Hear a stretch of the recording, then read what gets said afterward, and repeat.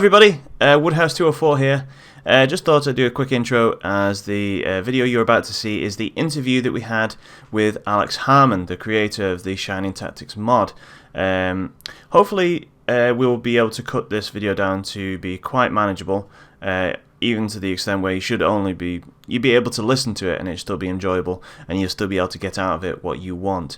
If there are any questions that we do miss, feel free to put them in the comments and I will put them to Alex and hopefully try and get some answers for those people who are interested in how this mod was made. And yeah, if there's anything you want to know, please ask. Okay, on with the show.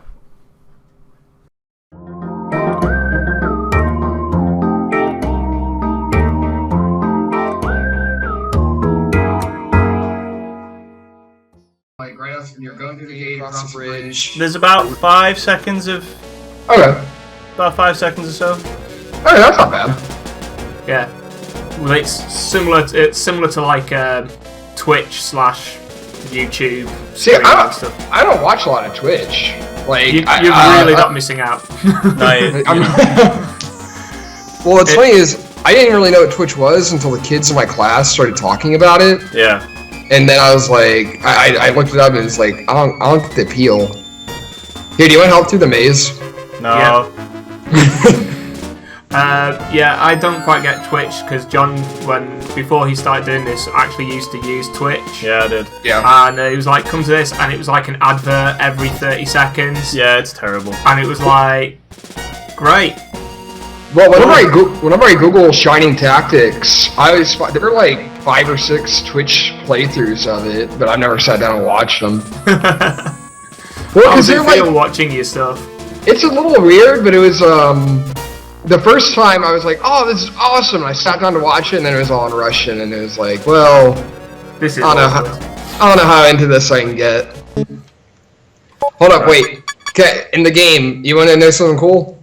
So, where you are right now, like, so now you have the 2 stairs, and one goes up to the left, one goes to the right, and it goes to Creed.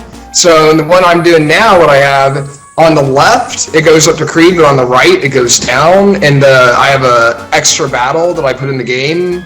Okay. That's down that way. That's super duper hard. Okay. Right. Tell you what we're gonna do. We're gonna go back down here. Okay. And we're gonna make this the starting point, and we can get. We'll introduce you, and then we'll talk about that because that's some good stuff. Okay, so. Hello and welcome to a very special episode of our Let's Play of Shining Force 2, the Shining Tactics mod by Dark Claw. And as you may have noticed already, we have Dark Claw with us today. Hi. I'm Alex. Gareth's here too. Yeah, I'm far less important than Alex. Hi. So we're just about to begin our fight against Xeon. And Alex has very, very kindly agreed to join us here and talk us through some of the ins and outs of how he came to make the mod and some of the devious decisions that he decided, alliteration there, to make on this.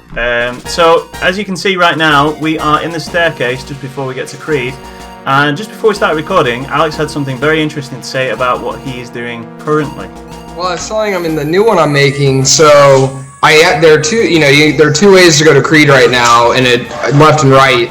And the way I modified it though so far, the left leads up to Creed like normal, but then the right, it's stairs leading down, and it leads to a secret battle I put in. Not secret, I guess, since you can find it right there, but I put Dark Soul in from the last game, Kane from Shining Force 1. They're super souped up, so wow. You don't have to do the fight if you don't want to. Then if you do, it's worth it. Yes. Is there gonna be like some spicy things there for getting through the battle, or? It's gonna be pretty hard. Like the plan is that it'd be the hardest fight in the game, other than the secret battle. But okay. I'll go further with it. So what you find, but there are 2 treasure chests that you get after the fight. Okay. One is a dry stone that'll take you back to like outside Golem, but the other one is the wooden panel that you use in Ribble. Okay. Yeah.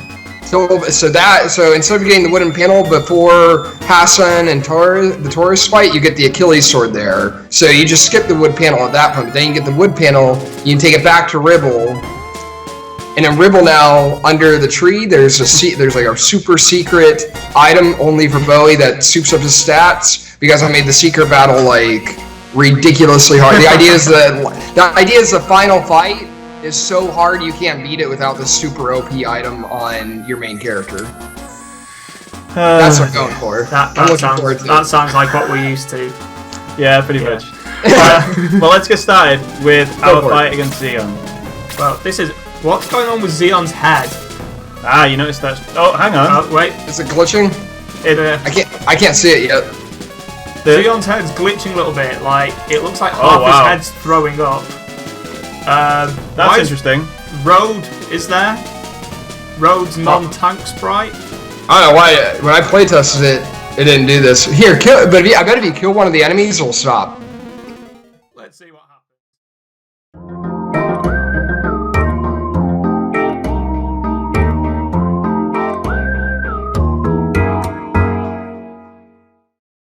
So, when did you first play Shining Force 2? I was 4 years old. This game, I think I told you a little bit. It taught me how to read. Like this game is how I learned how to sound out words, basically. Which seems crazy to me. There's some very intriguing words in this game to sound out, though. Well, this is the first game because I mean, when I was growing up, we had the Sega Genesis. That was like one of the first consoles I had. And this is the first game I played that was like text heavy, because I played like Sonic and stuff. There's unlocked, reading in there. Briefly, did you see what happened to Sarah? Yes, the debuff. That's interesting. So, this could be the start of many resets right now. Yes! Alex may not be in the whole video after we've flipped the table. And after we've gone on tilt. Yeah. I'm hoping that Slade will just cut this guy. Oh, Slade. That would have been nice, but never mind. So, with this being like your introduction to the English language, as you made it sound, what made you think when you were playing through Shining Force, or Shining Force 2, that it's like, I need to influence this, or something needs to change? Well, so when I was in high school, like I was like my senior year of high school, that's when they started, like on Shining Force Central, they started coming out with the editors for it, like Shining Force 2 Edit and Caravan and all those programs that I use for this game to edit it. And I don't know, like I think almost every year I go back and play through this game at least once. So, having played it so many times over the course of so many years, you just started to notice, wouldn't it be cool if Bowie could do this? Wouldn't it be cool if Geralt was a lot stronger? Wouldn't it be cool if you get Odd Eyes playable character? And it kind of went from there. Okay, so for me, that was never a problem for Geralt, as you've probably heard in the other things. I just used him because, like, you just used him anyway. Yeah. Werewolves were cool. I used werewolves. It was awesome. I loved Xylo in the first one. He's my favorite character, Geralt. Hands down favorite character. So, how many Yeah, I saw. I saw. So how many times have you like messed around and like played with this before you got to this iteration, this version? So I've released, this is like the 3rd release of Shining Tactics, and definitely the most complete one. 3rd, but in terms of like prototypes that I have saved on my computer, I have like, I think I counted the other day, and it was 280 iterations, because every time I edit something, I save it, I copy it, and then edit, keep going. So I got like 280 backups over the course of maybe 3 or 4 years. No, I can sort of understand that, like, as John mentioned, like, I play in bands, so, like, I'll record a riff, and then I'll literally, like, sit and extrapolate that riff, like, in every direction that I think I can. So, what was the first thing that you were like, I need to change this? The first thing I did actually had nothing to do with the gameplay. I went back and just see if I could. I started editing the sprites a little bit, and then I started messing with the colors and just seeing, you know, if I can brighten it, how it looks if I edit it this way. Okay. And so I go from there. And then from then on, the first big change I made was with the mage's promotion class, you know, the sorcerer. I changed it originally, I changed it to sage. Okay.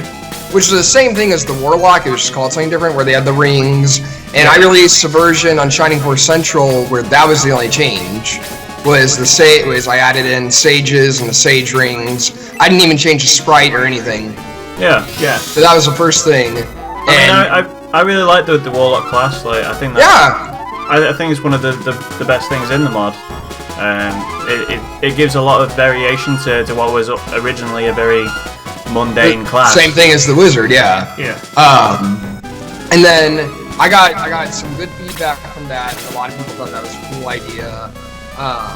Because I also had it set, I think, so that the rings were stronger and they did stronger things, but the sage class like didn't only learn like D-Soul or Dow. They only learned like 1 or 2 spells or something. It was a different setup. Then when I went back and started, okay, well I'm gonna change all the characters because I changed, you know, Kazan and Tyron really well. I'm gonna change this one too. That's when it was like I started playing D&D and I'd become familiar with the Warlock class, which is kind of a similar thing where they don't have that many spells. They can cast them over and over and over again. Okay. And that's where I was like, okay, well it's in the same vein of they have a limited number of spells, but they can keep casting them and casting them and casting them. So I went with that. That's a cool idea.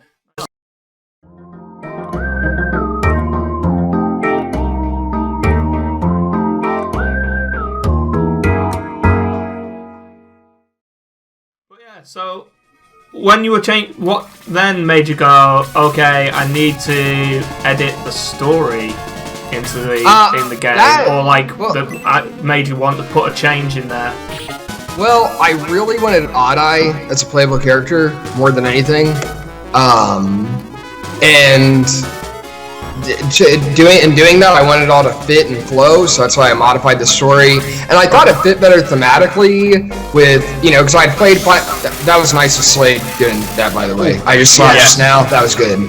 I played Final Conflict on the Game Gear... Not on the Game Gear, I used it wrong, but I played it, and I thought it fit better thematically with Odd-Eye joining Bowie's team rather than Lemon.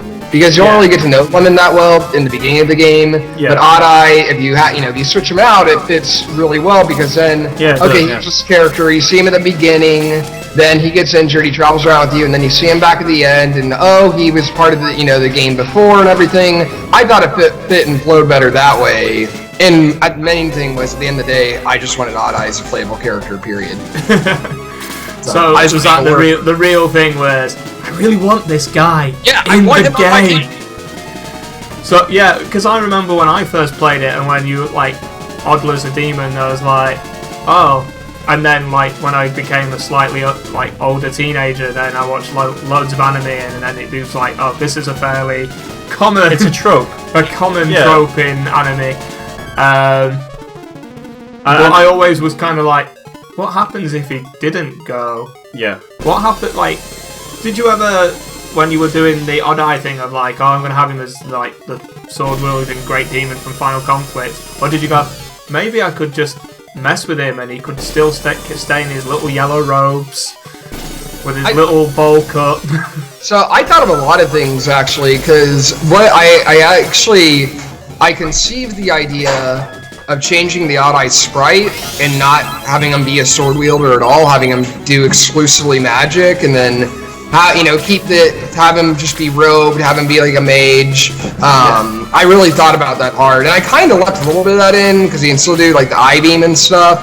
But I mean, it worked out better. He's a all around kind of melee hybrid unit. I'm kind of curious about that, by the way. The Odd-Eye beam actually has an icon for it, so I'm kind of curious why you couldn't transfer that over when he became a playable character. It didn't transfer over just because of how it is in the system. Like in my edit,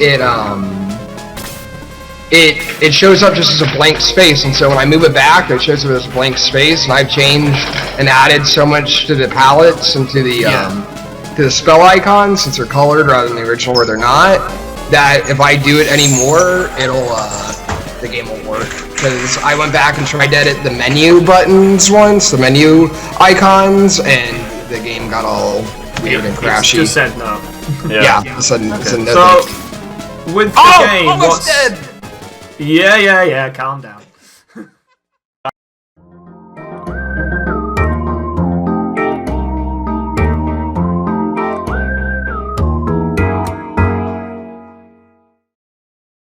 So, what is the issue with the framework? Because John's mentioned through conversation that there's only, the system can only be pushed so far before things start tipping over.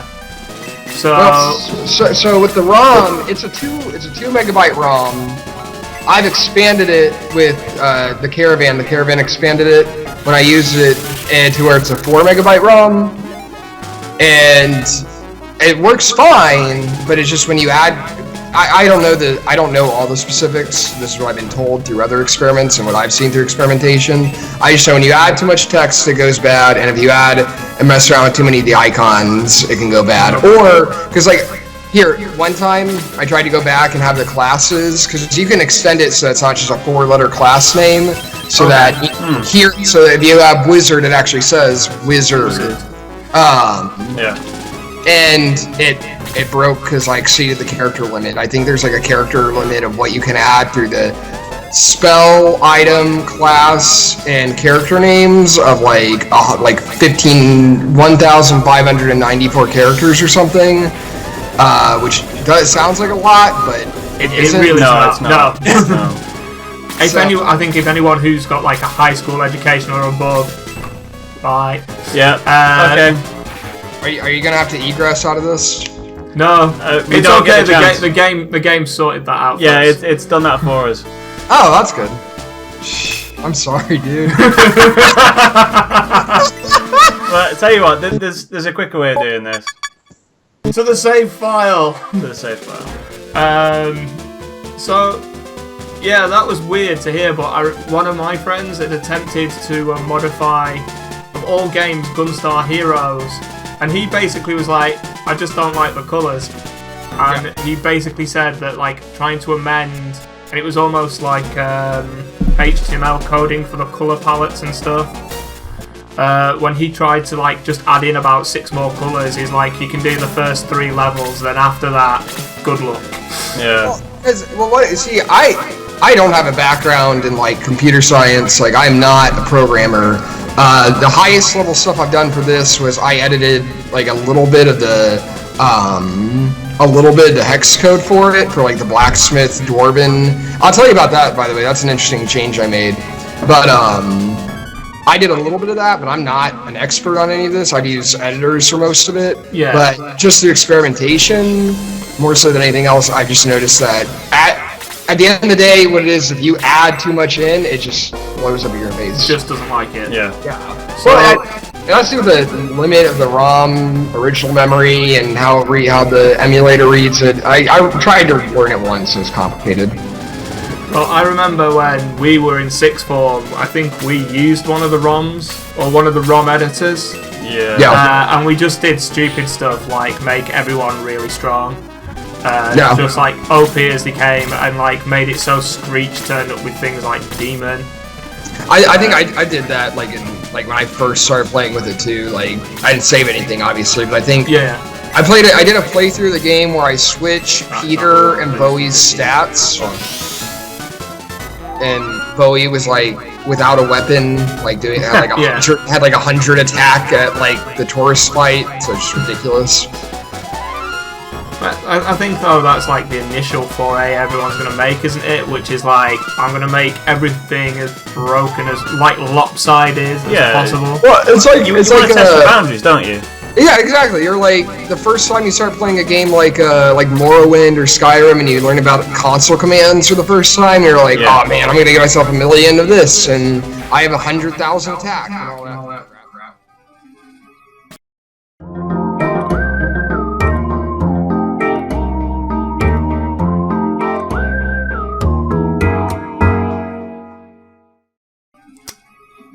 So, other than what you've already said, is there any other like limitations to the framework of the game? I mean, is there any sort of decisions that you've wanted to make and you just couldn't because they wouldn't accept it? Okay, I got two that come to mind immediately. The first one is with how many. So you know when you're in battle, and there are like 4 or 5 frames of them attacking and dodging or whatever. There aren't that many. It's mostly a still image. You cannot expand how many frames they attack with. Like you can't have like a 2. Like I think the dodge frame is only like 1. It could be 1. Yeah. No, but like you can't. Yeah, you can't extend it. And then recently I went back and tried to. So. For the sprite, for the battle sprite, you can only have, I think, up to 2 or 3 palettes, depending on the battle sprite. Some of them, there's only 1. Like the Zinc one you're on right now, only 1. The Odd-Eye one, there's only 1 palette you can use for it. And I went back, and there's a way of expanding it, but I can't do it with my current version because I think I've edited it to the point where if I try to expand it even more, it breaks. Yeah. Like, doesn't read it. And what was the other point? So you were saying like you were wanting to extend the palette. Yeah, I extend the palette so that there are more palette options for the sprite. Yeah. But I can't I can't do that. Like if I started the first ROM, I could. I think I have the means of doing it somewhere in a file on my computer where it's a program you run, it'll expand it for you. But I can't do it with this current version. So. And I'm not starting from scratch again. Yes. So, as you've mentioned at the beginning of the video, and I think we've alluded to into a previous video, because I don't know whether it's because of us or because you've seen other people doing this, you're looking at doing a new version, an updated mod. So is this going to be Final Tactics 4, or are you just starting? I'll probably call it something different. I don't know what. It'll be something where it's brutal and hard though. And also with us having mentioned the tactics section, what was with the Final Tactics guest stars? There's only one game I love. There's only one game I love as much Shining Force 2, and that's probably Final Fantasy Tactics. Yeah. So I just tagged on the name and threw Orlando in there because I thought Claude was pretty boring and pretty uninteresting. So I thought it'd be more interesting if I threw in a character from Final Fantasy Tactics. So you just went, and I take it that's your favourite from Tactics then, or? I mean, one of my favorites. It could have been any character, but I liked Orlando just because he's probably one of the most iconic characters from that game. Because like Orlando is arguably more recognizable from that game than like Ramza is. Like, because everyone has heard, even like if you're on a forum, you hear about Orlando being OP or something. But yeah, like for me, this is like I've never really played Final Tactics. I'm aware of Final Fantasy Tactics. I've like seen it being played and I'm aware of it. So Yeah. like the list and the cast for me is like just like a little bit alien. So I'm kind of curious as to why you've gone for the selections that you have. And, well, I mean, was there anyone else that you were wanting to stick in there, or would you have swapped out, or? I went through a couple of like anime characters, cartoon characters. I just tried to think of some character to put in there that'd be more interesting than Claude. And I think I just looked at games I like and. To be fair, you had a lot to choose from. Yeah, I did. It's more interesting than Claude. Well, because nobody played the game and ever used Claude. Like nobody, I've talked to dozens of people who played through this game, and nobody's ever like, man, once I got Claude, that made the game. Like no, Yeah. doesn't happen. I think for me that's also equally dull was what's the name of the centaur you get from Creed's Mansion? That's is it one Eric? It's Eric. Yeah. Like no, because again, centaur characters really into, and I was like, yeah, he can just sit. He can sit in the back. It's He's fine. good. Yeah, I'm good. I don't need any more. That's why I was happy where now you get them all rather than just one of them. Because that makes it, I don't know, you might actually use like Randolph and Eric, whereas nobody ever did before. Yeah. I mean, also, I think I noticed what made you amend the Centaur class as well, instead of them sort of being like the standard attacking class, like making them So magic unit? what changed it? What changed it? See, like, what changed it for me was there's so many attacking units in this game already. Because you have warrior, you know, you're talking about the warriors. You got warrior, gladiator, baron class. Then you have Bowie, who's always gonna be your team. Then you have Geralt, or Kiwi, or Slade, or Peter, or I could name, you can name off so many that I wanted them to be a little bit different. The Pegasus Knight, there, you have Rick on your team, and he's pretty good. Pegasus Knight emphasizes attack and defense, very strong melee units that can fly, very useful. And I wanted, rather than having the paladin classes in the vanilla, I wanted them to be more magical somehow. Because I always thought paladins, like, they usually have a little bit of magic, so I kind of went with that same note. It didn't work out as well. I know the Magic Knight is a little bit of a weaker class. Yeah. Yes. I know, I made a mistake. But I wanted them just to be a little bit different. In the new version I actually have, they emphasize magic and attack a little bit more, and their defense is okay, but like not great. But I emphasized it by now they each, like Chester in this version, he learns heal as a Magic Knight, but in my newer version he learns heal and Atlas. So, because the thing that I always found weird sometimes with Shining Force and a couple other games is like sometimes like the spell list for classes always is like, it's quite generic. You always end up with a healer. Like we've noticed that like there's a little bit more variance with a couple of the classes from the base game as well.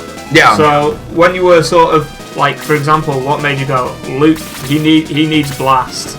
Well, it goes back to touch on what I was saying earlier. With so many attacking classes and so many fighters, I really wanted there to be more variations, more options, because like in the vanilla game, what's there in seeing Luke and Screech? There isn't one. Screech, you get Screech, and it's the same. They're both crappy. First off, and second off, you have if you decide to use Luke and been raising up, you have no reason to use Screech, none at all. In this one, I thought it'd be interesting because Screech doesn't get magic, but he's a lot stronger with attack and defense.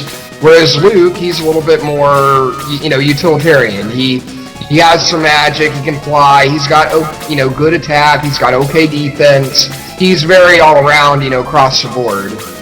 Yeah, I mean, the thing is though, is like the utility for some of the characters, especially Luke having magic though, is like the massive movement and such a big area of effect spell. It's like the learning curve of how to do the balance between like... Well, that's where the mana pool comes in though. Because the mana pool's so small and they can only cast that spell like once or twice. Yeah, that's one thing I modified, or I'm modifying right now, is I was saying the Magic Knights, they have a lot more MP. I'm emphasizing Luke having a lot more MP, because I know that's a struggle, and I know that's kind of where they have struggles and have a hard time with keeping up with the rest of the units. Sorry, I gotta restart the game again, because you're gonna see in a sec. You keep dying? No, Yeah. no, there is key that. characters keep dying. Which makes it... I just saw it. Yeah. Poor Zinc. Zinc. I tried to make a lot more interesting too, because I felt like he wasn't a character that got that much limelight either. Yeah, you definitely did with that. I think that it's a great addition to make him have like this sort of ability to either be a tank or attacker. It definitely gives you an extra thing to think about, which is a good design in my opinion. So yeah. Well, it kind of leapfrogged off the Warlock idea of being able to modify stats in battle and being able to, have different uses and modify it as you see fit or as needed. Yeah. Were there any other characters you were thinking of trying to add to your side? I can think of one in particular, Camila. I tinkered with swapping out, or having Camila somehow swap out with Taya, I think. Like when she was in the temple, whatever. Yes. But I couldn't come up with a I couldn't come up with a good story reason why. And two, it'd be a lot of event sprite work of modifying who's where and who's there and how it looks. Because modifying the events in this game I have not been able to do it. I've tried, I can't do it.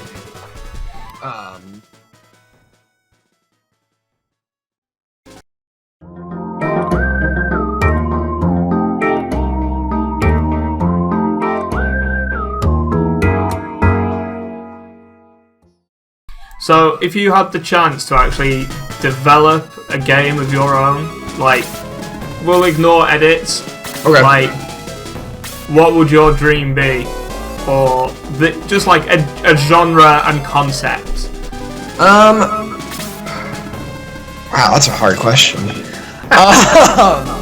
Now, how does it feel, Alex? Yeah, that's a really good question. I've always loved the idea of... Okay, so hear me out for a second. Have you ever played Grand Theft Auto 5? Yeah, Yes. we're aware of it. Along with everyone else in the world. So, well, in that game, you can switch between 3 protagonists at once. Yes. And I think what I would like the most is a game like Skyrim, where it's an open world game, you can go anywhere, but you can switch protagonists, you can build them up however you want, and have it be story driven, so you're always on track of the story and the end of the game, whereas not quite like Skyrim, where like, oh, just, you're on this you're on this main quest, but you're gonna go, cut wood for 2 hours instead. Yeah. Have you ever heard of a game? I don't know if it maintained the name in the US. It was a PS2 game, and it was called Fahrenheit. And it was Fahrenheit 451. No, not Fahrenheit. I think it was called Indigo Prophecy. Indigo Prophecy. Yeah. Which it was the forerunner for Heavy Rain. Yep. I know what you're talking about. And you basically switch between 4 characters, but like the timelines and events. So if you left someone in a bad situation to another character, then they were going to get screwed over in that bad situation as you carried on as another character. Obviously, like as you say, there'll be story points where you have to go to another character. But would that be sort of like a concept or idea that you'd be like, if I could manipulate that, I would totally do that? I would love that. By the way, Alex, it seems like your camera is slowly eating you from where you're sitting. Good stuff. There we go. Is that better? Yes. Yeah. But yeah, it's like, I think everyone sat there and gone, if I could do a game. Oh yeah.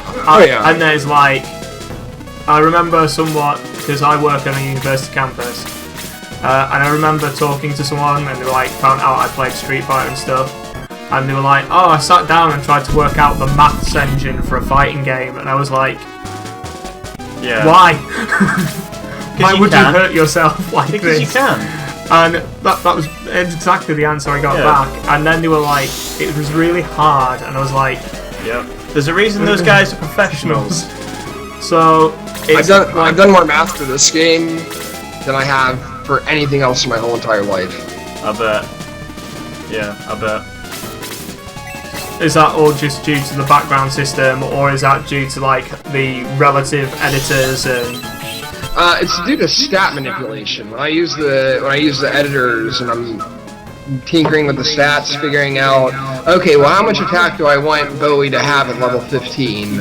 And, how much defense is reasonable for Sheila to have when she joins? And so when you're editing the stats, you just choose you select the projection of what's at level 30. So you have Bowie starts out with 12 HP, and then you put in for level 30 unpromoted. I project him to be at 68. And then you have promoted Bowie, and then starting out level 1, his stats should be here, and then project it to level 30 of what it should be there. And trying to, now, part of the editor is they have a calculator that does it all for you, but before they didn't, and so I used to have to like crack down with the pen and paper and like, okay, well, if he's leveling up this. Oh, and you can also choose how fast it progresses. So I can choose it so it's like, okay, well, he has a linear or a fast or a slow progression, whatever.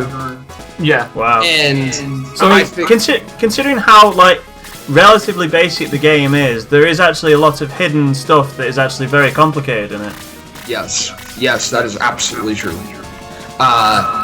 So I mentioned earlier about the secret fight I put in with the dry stone and everything. So I think I mentioned to you in the new version I have, the blacksmith's town comes a little bit sooner in the game than it does originally. Yeah.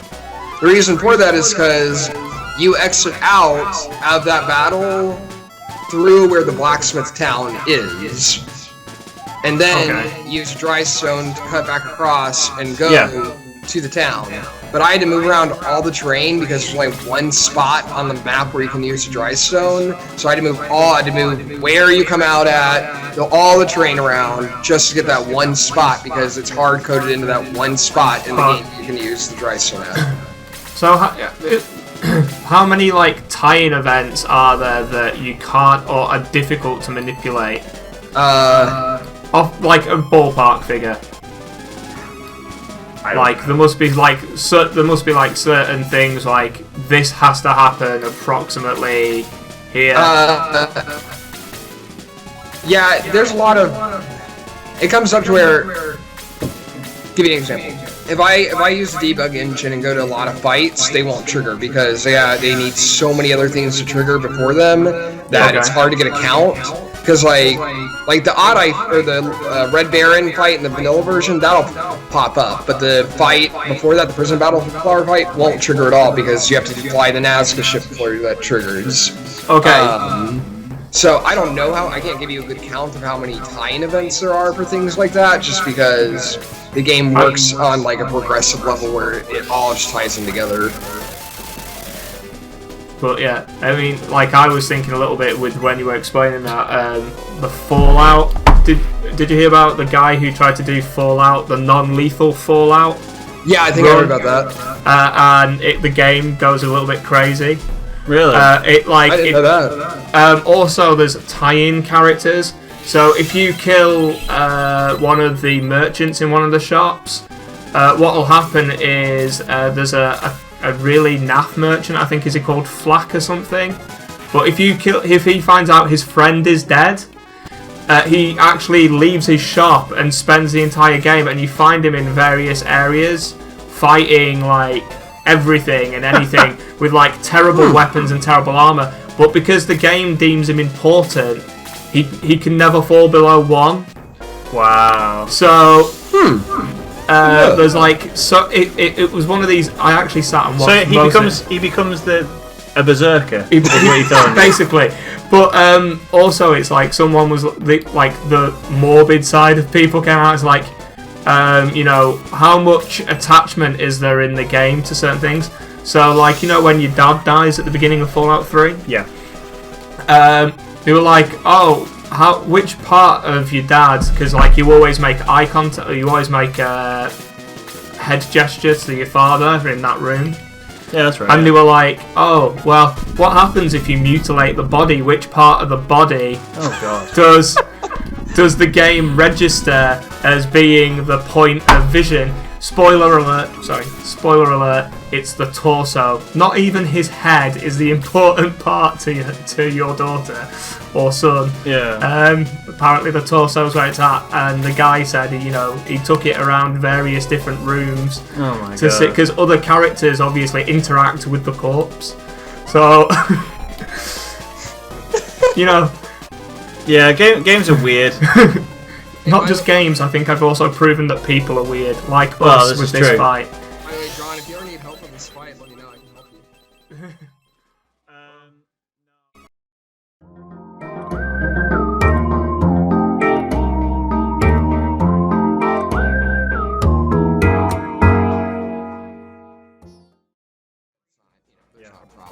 Yeah.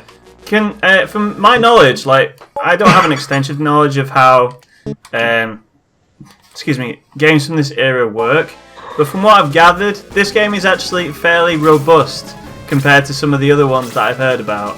I've heard some real horror stories about like people trying to change even Colour palettes. Colour palettes, for example, and being unable to do it because of the way that the game is designed.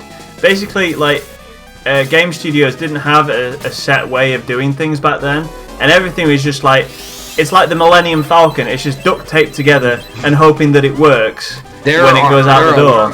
I've heard that as well. There are a lot of games. This game is actually, to its credit, relatively Stable. Relatively. It's stable. I mean, like right now you have the glitchy fight, but once you kill one of the enemy, because the reason it's doing that is because. So I use the emulator I use. It doesn't glitch up when I do this, but on here it's the whatever generic emulator they have on Steam. It can't handle that many sprites on screen at once, so that's why they're glitching up. And because I think Xenon counts as like 4 sprites or something by himself. Really? Yeah. So it can't. Well, if you look at the size of them, it sort of like takes up 4. Yeah. Yeah, it's 4. So it can't handle that many sprites at once, which is why you're getting the glitches. And this is a sprite-heavy fight, because you already got a lot of enemies. You got Xenon, you got the princess lying there, and that's an extra sprite they got to animate. Yeah. So is it just a memory issue, or is it just? It's a memory. It's just because I think there are 32 sprites allowed in a battle, max. Yeah. And this probably is right about hitting at 32, 33, and the emulator just starts getting wonky at 32, 33. But I mean, hypothetically, I think you could probably do more, and it would get glitchier, but you could do more. That sounds like you want to do more, which is I do. Yeah. Of course you do. But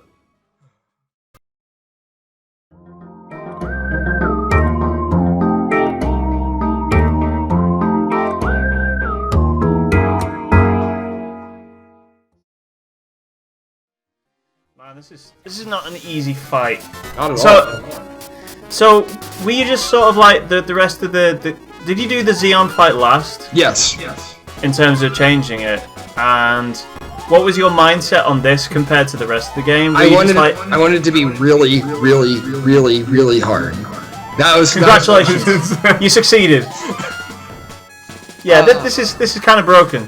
No, the mindset I had was that, I mean, from a story perspective, you're in the Tristan Shrine. They build up Xenon to be like this almighty, awesome, super powerful, super BA guy that you got to fight, and I really tried to portray that in that this is for real, you're screwed, everything you do is it's gonna be hard, everything here is an uphill climb, you start out the fight, you're already being attacked from all sides, and you just gotta fight and win your way out.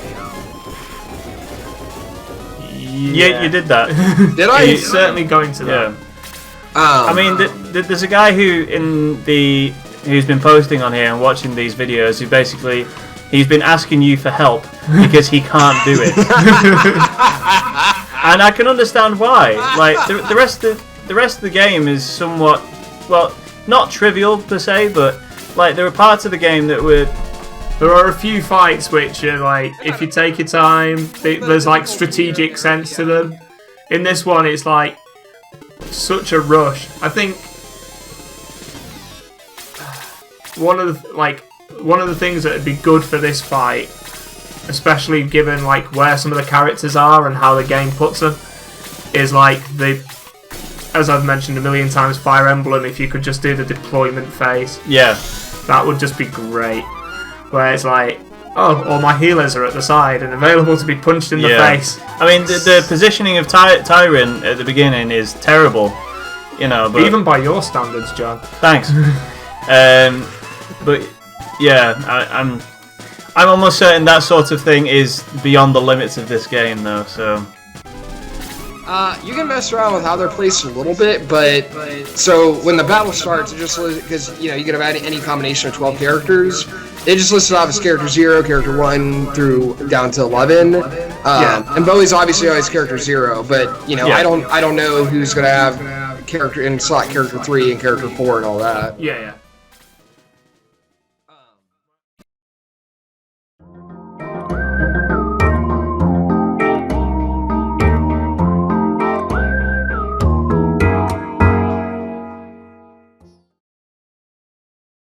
Estimation of what stuff does? More or less. That reminds me, actually, with us talking about spells and stuff. What, if any, background stats are there to this game? As I've mentioned several times. Very little. Very little. Very little. So how the spells work in this game is you assign how much damage a spell does, and that's how much damage it does with a fluctuation of about like, I think like 1 to 2%. Okay. And now the enemies, they can have resistance to fire, lightning, wind, or freeze. Okay. And obviously that maps out to freeze, blaze, bolt, and blast. Yes. But then for the sorcerer or warlock spells or whatever, Dow is a wind-based spell for some reason. Apollo is a fire-based spell. Neptune is an ice-based spell, and then Atlas has no elemental affiliation. Oh, and Catan and Rajin don't have elemental affiliation either. Right, yeah. So that's it's like, as I've mentioned, I was like, I'm sure there's got to be magical resistance in this, and I was unsure whether it was done via like a statistic or like, it turns out there's an affiliation. No, some of your guys are like, some of your guys, I can't tell you which one off the top of my head, but a lot of them have like resistance to spells and certain types of spells and stuff like that. Like I was gonna say, if they're doing it for the enemies, I'd imagine they'd balance it that certain hero characters would also have. Well, there's also critical strike chances, isn't there? Yeah. Spells can't critical, but obviously physical attacks do, and Atlas does.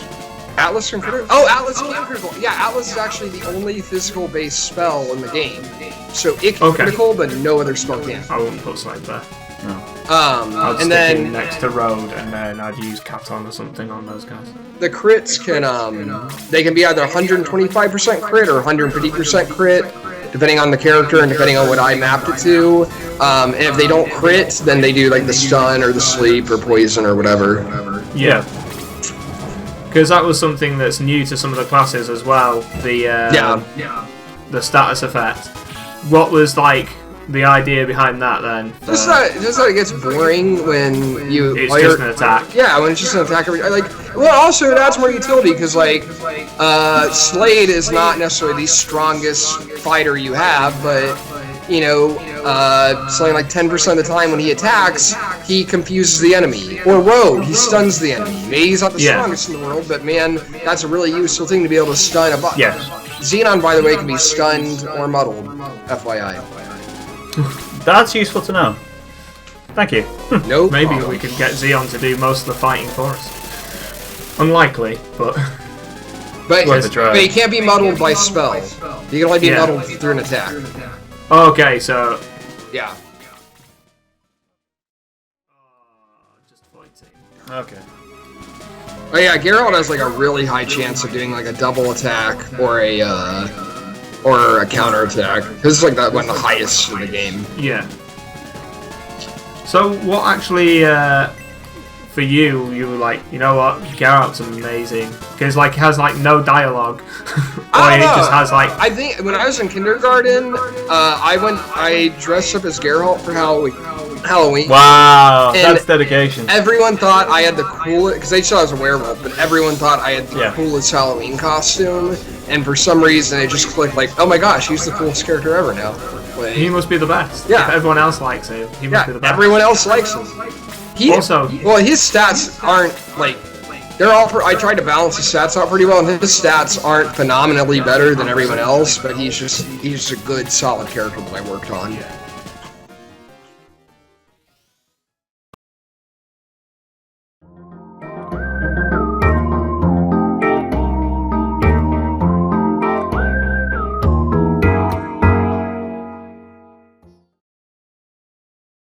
Available to us. It'd be nice. No.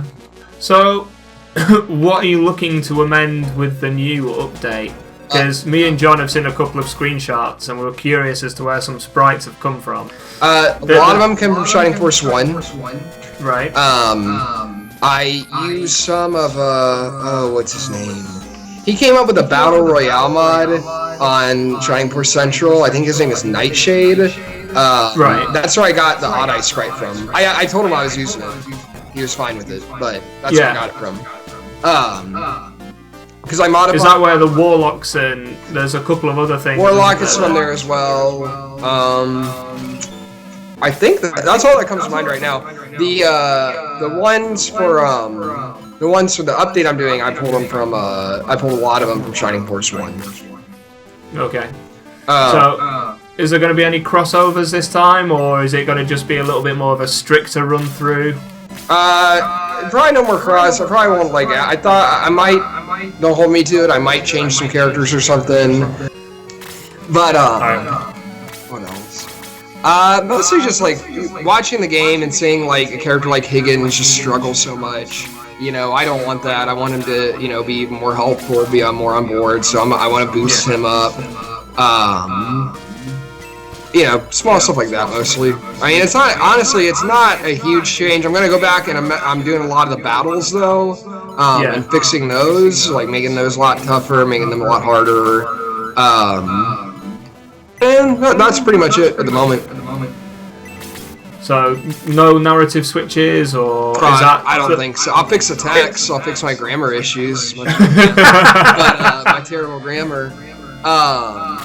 No, not the most. Do you have any suggestions? I'm open to suggestions. I'll take some of those. This is what I think we mentioned in another one. It's like, I think one of the things that's always upset me with Shining Force 2, and obviously, like, just talking to you or hearing from what you've said to John, I always feel like sometimes there should be like more stuff coming from other characters, because it's literally like, here's a little core cast, and then you just push some pieces around on the board.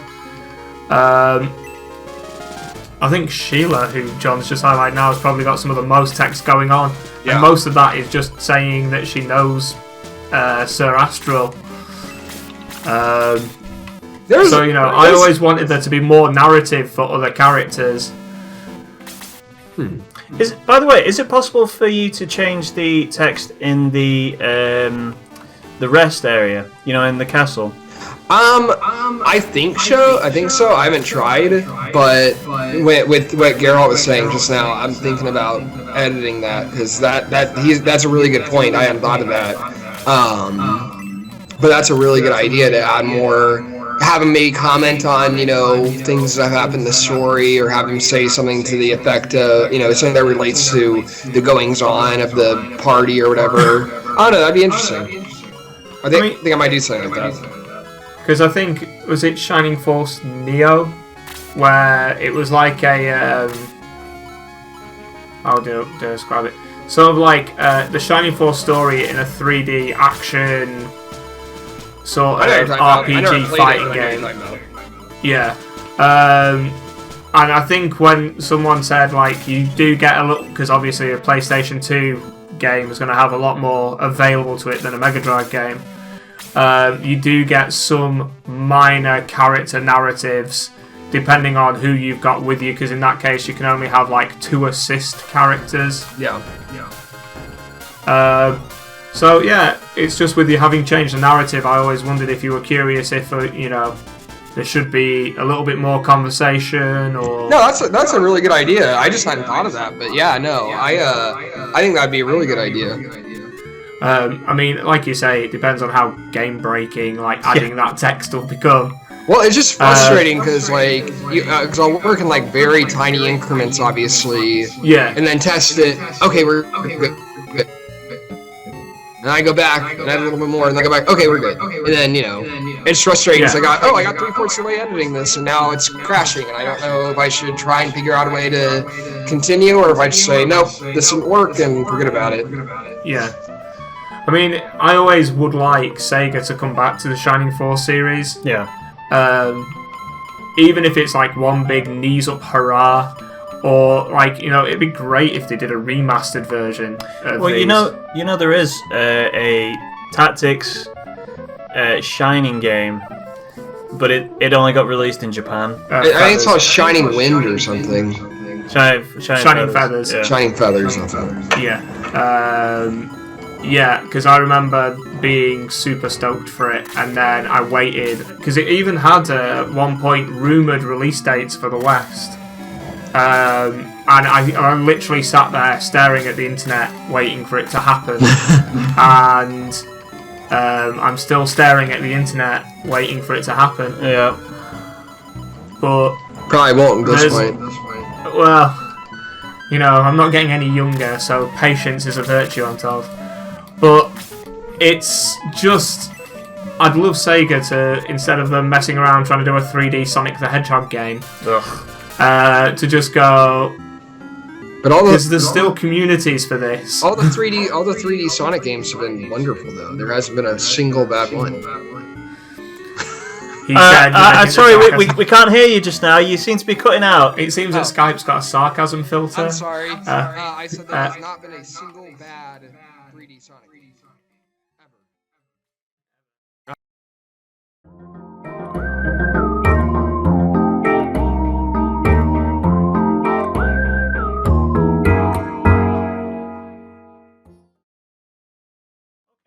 We are more or less ready to try this again. Let's have another crack at this. Okay. Actually, just while John's walking through, and we know you've modded this and you've mentioned the Shining Force series, what is your experience with the Shining Force series beyond obviously this? Yeah. that's a question. I actually have only played. I've beaten Final Conflict. I've beaten the first and Shining Force CD. There are 2 scenarios that come with it, like basically 2 games. Yeah. I've beaten the first one. I have not beaten the second one though. Just because I lost interest. Yeah. And then I've always wanted to play Shining Force 3, but I'm probably never going to own a Sega Saturn. And it's like the game's in like 3 parts, and one was released in the US, and there's a translation patch, but all the Sega Saturn emulators were kind of wonky to begin with, so Yeah. I haven't fooled around with it as of yet. Someday I will, though. Did you hear there was a complete edition of Shining Force 3? I think it was only released in Japan. That sounds like Where- something I wish I had. Yeah, me too. It's basically the all 3 parts of Shining Force 3 plus a couple of extra bits. And they have an And extra one of them- Xenon fight in there, right? Yes. Yeah. Yeah, the Xeon fight is in there. Yeah, they're like 10 So, bonus fights in that, and there's 10 bonus fights, and the 9th one is versus Xenon, and the last one is versus Dark Soul or Dark Dragon or something. By the way, have you ever played any other strategy style? Outside of this and Final Fantasy Tactics, I must say I've not played too many strategy type RPGs. I wish I should play more. I know, but I don't know. I really like them. I just haven't played more. That's fair enough. Lately I've been playing. I've been playing Dark Souls lately. I love that game. That game is cool. Yeah. Are you playing the first one or any of the sequels? I played the first one. Being the second one, but I'm replaying the first one. Yeah. I think that might have inspired my hack. If you can't tell, I was playing Dark Souls. It's a little bit in the same tone. Or trying anyway. Make things super hard. Super hard. Throw your controller against the wall. Just give up. Get good. Yeah, I've played and completed all 3 of the Dark Souls games. Yeah. They are great fun, and they do not hold your hand at all. No. If you are not good, you will die. And Even if you are good, you will die. Because one thing I liked was having all the accessories in the shop, because in the original game, you got some power rings and stuff like that, but never anything like this where okay, well now your characters will always have a second equip item, I thought they were just underused. Yeah, they really were. I mean, it was one of the things that was available in the game, but it just there was very little purpose to it in the Well, base yeah, game. they seem very rare, which I can understand from a narrative perspective that there might be a rarity to these powerful rings, but it was just sort of like hamstringing itself by only giving it out to certain people, you know, in such a short supply. Yeah. One of the things that you've also commented on is like how the enemy AI works. Yeah. It's really wonky and weird. This is one of the only fights in this pack where I modified in the AI. Yeah. And the new one I'm doing, I modified a lot more battles. So this is the only battle in this hack where the AI is modified, I think. Yeah. Oh, we're going to sleep again. That's good. So, is that something that you wish there was like more? I wish it was a little bit easier. It's just kind of difficult and kind of hit and miss. And this one, I'll say, the Xenon is targeting Bowie. Like, he is targeting Bowie. That is the character. He will, if he has any option, he'll go after Bowie more so than the other character. Well, that kind of makes sense with the plot line. Yeah, as well, that's why I did it. Yeah. So.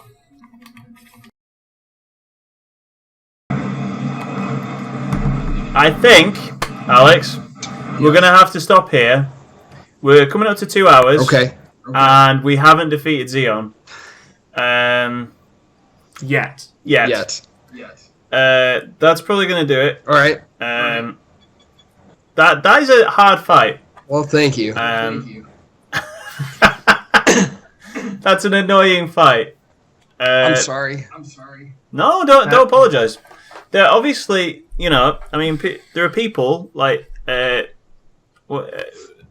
a guy who's been watching these. I can't remember his name off the top of my head. It's something Hyman, and he's obviously completed the mod, and there are lots of other people that completed the mod. So it is definitely possible. I just haven't figured out a way to do it yet. So unfortunately, it's the episode that you're on that I failed. But obviously we've got some. I have some work to do. But thank you very much for joining me. Good luck. If you need any tips or anything, hit me up. I'll do what I can. Oh, that's so nice of you. It's no. Oh dear me. All right. Gareth, thank you for coming by. No problem. And watching me slam my head against this. No, it's been great. It's been nice to talk to Alex, find out why he is a sadist for Shining Force players. Why you are the masochist. I did it. Yes. I enjoyed this immensely, FYI. Just saying. I enjoyed it so much.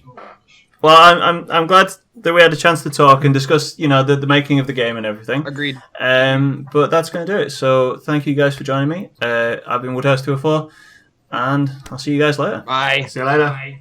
Bye. Hello everybody in YouTube land, Woodhouse 204 again. Just wanted to say thank you for watching the video. If there was anything that we did miss, like I mentioned before, you can ask me in the comments and I'll try my best to get those questions to Alex and get an answer for you.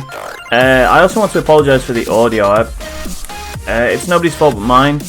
I was meant to be getting a different kind of audio feed for that interview, and I ended up not being able to and just having to do it by the seat of my pants, so to speak, and it didn't end up that great. That's going to do my coverage of the Shining Tactics mod for now.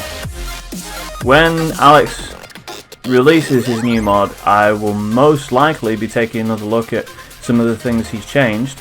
This time I can cherry pick what I'll be looking at, which will be much more exciting for you guys and will be a lot more exciting for me rather than having to go through everything all over again. I'm not doing that. Apart from that, things to watch out for. Mass Effect Andromeda will be coming out at some point in March, I believe. I will definitely be getting that. Definitely be having a look at that. Persona 5 is later on, obviously, which leaves us a little bit of time in between then and now. I was thinking about maybe having a look at a different Shining Force game that I have never played. Anyway, we'll see what happens. I've been Woodhouse204. Thanks for watching, guys, and I'll see you next time. Ciao!